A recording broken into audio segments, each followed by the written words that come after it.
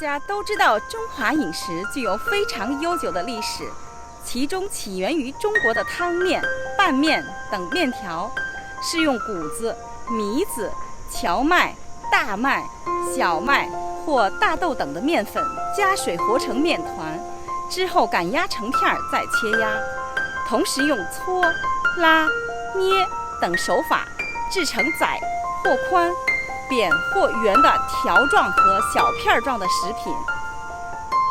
单论中华面条的缘起，据不完全记载，仅就文物考古这一学科已经证实，在青海省桂南县拉伊汉遗址出土了中石器时代距今6700年的手推石磨研磨器雏形。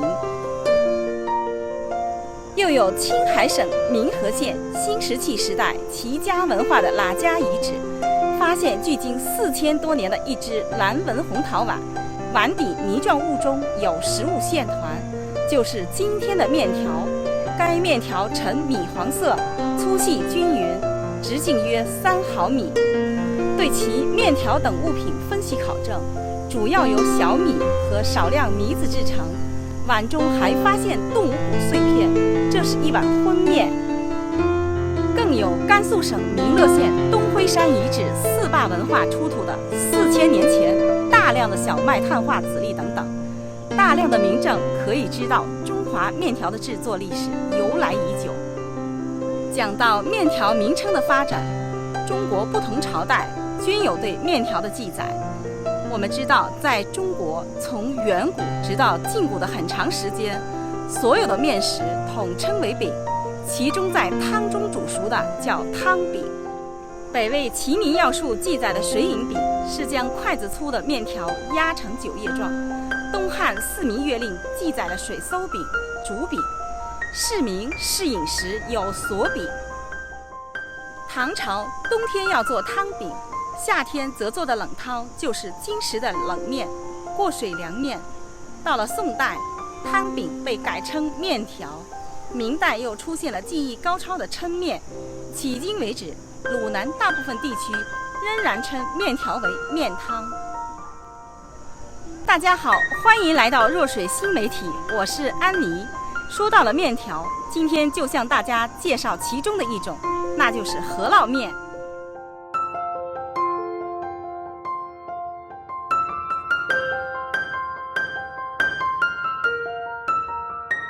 饸烙面的由来，据说与商朝末期的纣王妃妲己有关。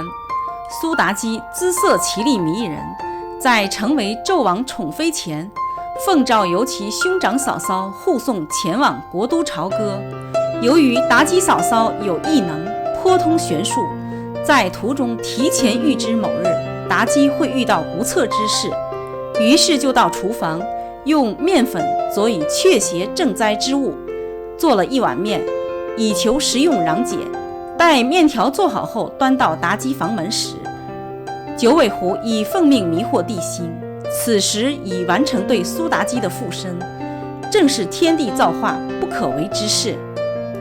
面对已复活为九尾狐妖替身的假苏妲己的诘问，嫂嫂所端面食为何名？妲己嫂嫂痛心疾首之余，情急之下称其为活拉面以掩饰。岁月悠悠，九尾狐的妲己虽然成功使商朝亡国，但她作恶太多，终遭报应。随着时间的推移，活拉面也就成为了今日的饸烙面。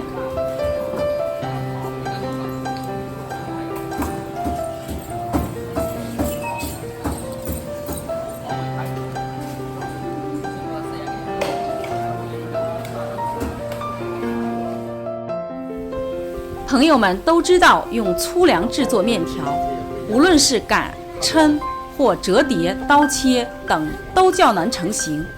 即便切好了翻动时，也很容易破碎。粗粮的精力和韧性不足，导致制作面条困难。但是用挤压的方法就容易多了。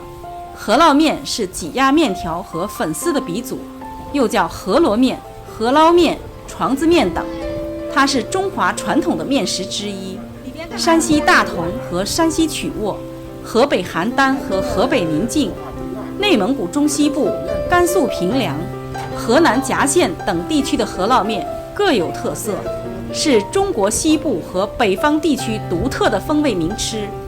饸烙面各地区使用的面粉不同，主要有荞麦面、高粱面、红薯面、鱼皮面等杂粮，以及小麦面粉。制作饸烙面时，都是将面粉放入盆里，夏天倒入凉水，冬天用温水。和面时要靠经验来掌握不同面粉的软硬程度，有时候还需要加入不同种类的食用油和少量食盐，不仅增强筋力，而且有利于面筋的形成。这里呢，安妮提醒大家，没有添加人造纤维素的才是天然有营养的食品。等到面粉与水充分融合，再加入少量清水，搅拌成絮状，并和成软硬适中、表面光滑的面团，就可以醒面了。醒面一般需要30分钟左右，手工和的面醒面时间长一些。把醒发好的面团分割成适合面桶大小的面剂子，就可以使用了。把面条塞到那个桶里，然后机器来压。饸烙床子据闻是得道仙人广成子所传，陕西秦人和山西晋人将其发扬光大。这种中华先祖发明的借助杠杆力量专门用于压制各类面条而设计的模具，已经由传统的手工压制方式替代为机械饸烙床。制作饸烙面，首先要将锅中水烧开，把醒好的面剂子再揉一下，面团会更光滑。之后将面团放入饸烙床桶中，经过下压，一气呵成，挤入锅中，不要断条。此时条条均匀粗细的饸烙面就被直接压到锅中，翻滚几次，再次煮开的面条浮出水面，熟透即可捞出。吃软一点的面就多煮一会儿，煮好的面条过一下冷水就不容易粘到一起，口感更好。一个饸烙床每次可供数百人用餐，有的餐馆每天可以卖200-300碗。现压现做的饸烙面讲究的是新鲜，面条本身是不放味的，味道多来自大锅熬制的高汤。面条盛入碗中，配上各式菜蔬配料，再放些肉丝、肉片，浇汤后，一碗香气洋溢、筋道有力的饸烙面就做好了。如果没有压饸烙面的用具，很多时候我们可以用刀切的方法，北方人把这叫做杂粮切条，味道是一样的。方孔饸烙床和刀切饸烙是我们偶尔会遇到方形饸烙面条的原因。饸烙面分量比较足，女士小碗，中份饸烙面大多数男士可以吃饱，运动量大的人吃大碗。当然，饭量很大的人士不在此例哦。是，这就是小碗。对，这个是小碗，这是大碗。我还说小碗都。饸烙面配菜配料多种，各地各店不同，其中不仅有时令蔬菜，更有特殊肉菜和陈汤入味。一般配料多选用肉片、含肉、鲜虾皮、肉丝、鸡蛋碎、蜜汁糖蒜、新鲜盐碎、香葱、酸豆角、炸花生、香椿芽、大骨老汤、鲜辣辣油等。这就是拿那个鸡肉调出来的汤。鸡鸭煮出来的，只要火腿汤。让他们吃给你吃。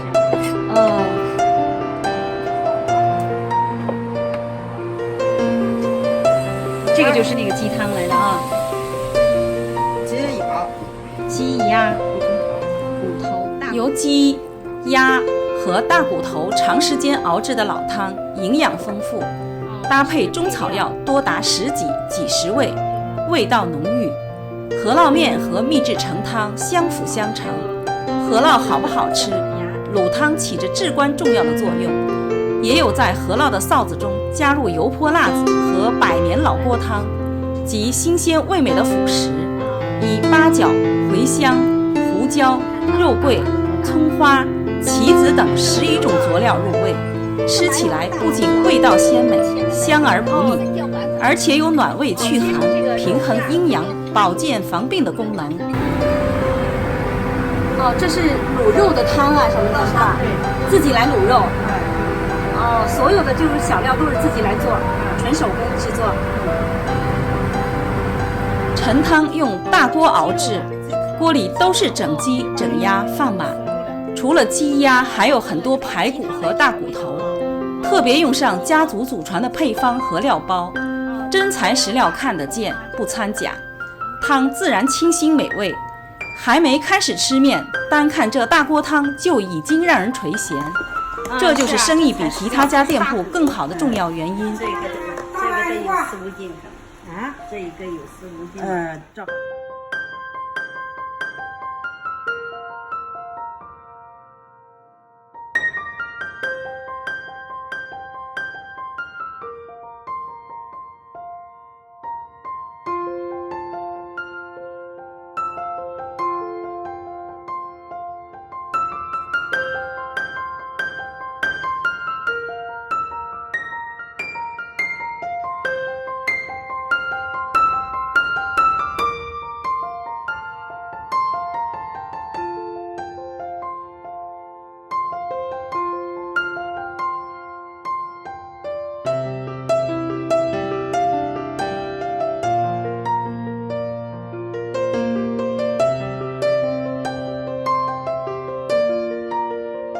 韩肉，是哈，老板，那个是应该叫。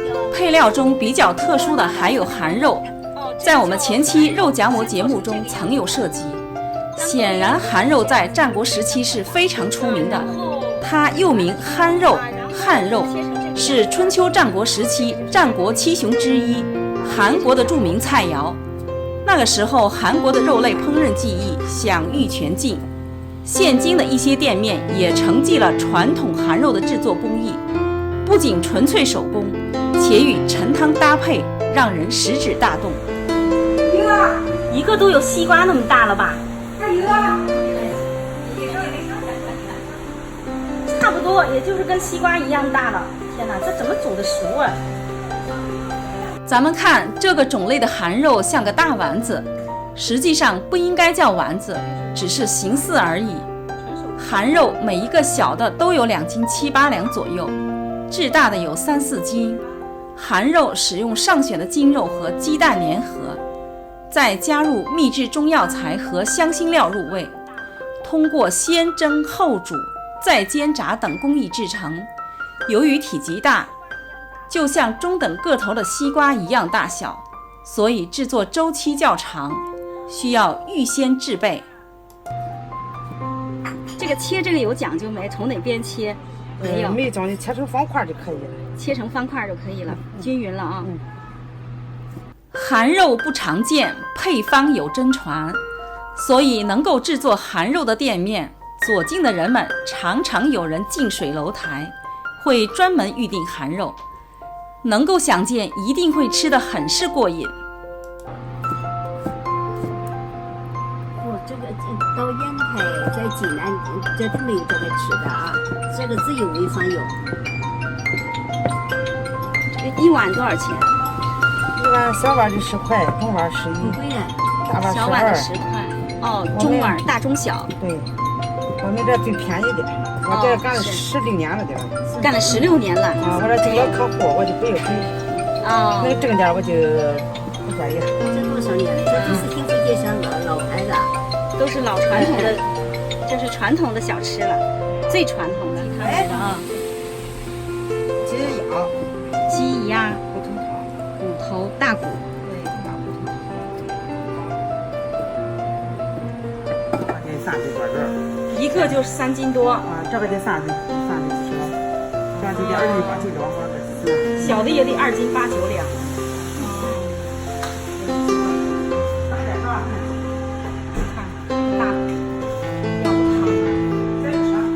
饸饹面可浇汤，可凉拌，也可烹炒，常常用于宴请宾朋，很有家的味道。忙时闲时，热乎乎的来它一大碗，真是舒爽。大家看饸饹面，其外表美观清新，面条清爽滑润筋道，浇头味美营养丰富，口味香浓麻辣各具，制作省时快捷。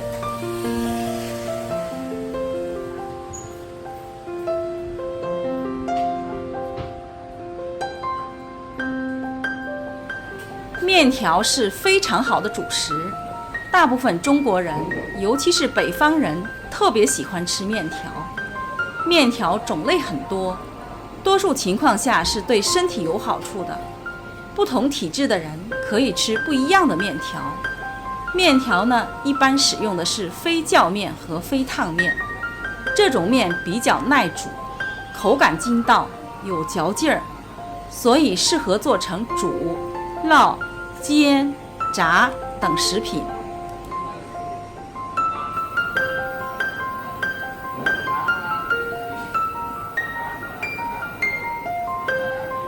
如若面条太宽太厚，而且煮的时间太短，就不容易消化。但是像油面和荞面却很适合糖尿病人日常食用，这是因为油面基本不含糖，荞面含糖低，它们都可以降血压、降血脂，是糖尿病人首选。当代人越来越认识到，常吃粗粮更是有益于身体健康，其理正是沿袭了中华古老的传统经典医学，药补不如食补。面条这种不肥腻的食物，本身热量较低，且有汤汁，只要适量是不会让人发胖的。但是要注意，大量食用没有汤汁的炒面、拌面、烩面等干硬面食，却容易让不爱运动的人士增重。安妮呢，这里提醒大家，无论工作有多忙，平时一定要适当运动，身体健康非常重要。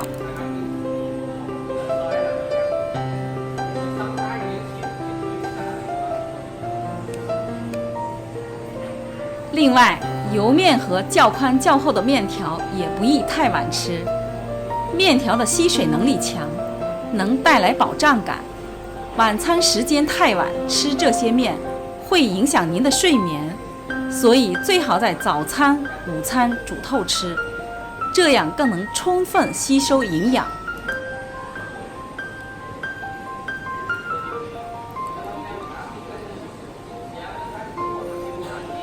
还有呢，面条最好是趁热吃。面条的吃法有很多种，除了热面条，还有凉面、油泼面等。其中热面条是最容易消化的，凉面切不可以多吃，尤其在秋冬时节，更要小心贪吃引起的肠胃不适。中华面条花样品种多，无论是山西的刀削面，还是北方杂酱面、保定素面、陕西油泼面、河北捞面、上海阳春面、四川担担面、扬州炒面、岐山臊子面、武汉热干面，以及广东、广西伊府面等，都是温和而筋道的面食。据记载，轩辕皇帝于冬至日得道成仙之后，每遇冬至，人们都以吃长寿面敬老。具有长寿含义的各类中华面条，古往今来越来越受到世界上许多国家和地区人们的喜爱。中华饮食一方面是让人感受到红火热闹背后的健康生活理念，另一方面更是体现了人与人交往中的真诚朴实和厚道。感谢大家的观看，我爱你们，下次见，谢谢。